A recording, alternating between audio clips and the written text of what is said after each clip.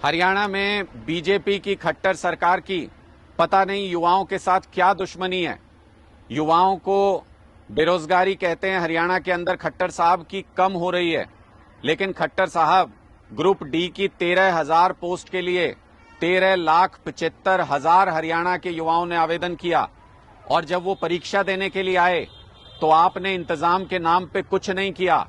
ना उन बच्चों को सेंटर तक आने के लिए बसें उपलब्ध हो पा रही हैं, ना साधन उपलब्ध हो पा रहे हैं, ना परीक्षा सेंटरों पे सही इंतजाम है, ना बच्चों के नजदीक में परीक्षा सेंटर दिए, आपने दूर दूर परीक्षा सेंटर दे दिए हैं।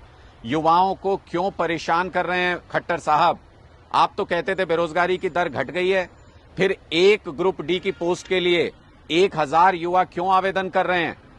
अगर उनके पास और रोजगार के अवसर उपलब्ध होते तो वो ये आवेदन नहीं करते। आप अगर देखेंगे तो 500 रुपए आपने रजिस्ट्रेशन फीस लिया एक एक बच्चे से, सीईटी का जो भी एग्जाम दे रहे हैं। 13,75,000 बच्चों का 65 करोड़ रुपया आपने इनसे इकट्ठा किया है। जब आप इनसे दसियों करोड़ रुपया, सैकड़ों करोड़ रुपया इकट्ठा कर रहे हैं तो फिर आप इनके लिए बसों का इंतजाम क्यों नहीं कर सकते? आप इनके सेंटर पे सही व्यवस्था क्यों नहीं कर सकते?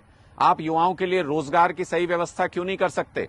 ग्रुप सी की जो आपने भर्ती निकाली थी, जिसके लिए परीक्षा ली थी, वो अधर में अटक गई है, उसका भी कुछ पता नहीं है क्या होने जा रहा है।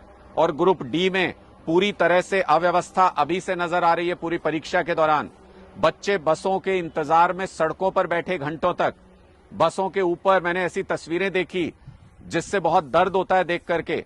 बसों के ऊपर लद करके हमारे युवा एक जगह से दूसरी जगह जा रहे हैं। कई जगह बस स्टैंड पर हड़ताल की युवाओं ने, कई जगह सड़कों पर नारेबाजी की कि उनको बसें उपलब्ध नहीं करा पाए आप लोग। शर्मनाक है खट्टर साहब। इन युवाओं को रोजगार उपलब्ध कराना आपकी जिम्मेदारी है। हरियाणा में इस वक्त 2 लाख सरकारी नौकरियों के पद खाली हैं और आप इन बच्चों को बरगलाना, बहकाना बंद कीजिए। ये कुछ कुछ नौकरियां निकाल के एक मुश्त 2 लाख सरकारी नौकरी निकालिए और उन पर युवाओं को भर्ती कीजिए, तभी जाके बेरोजगारी से हरियाणा को कुछ राहत मिलेगी।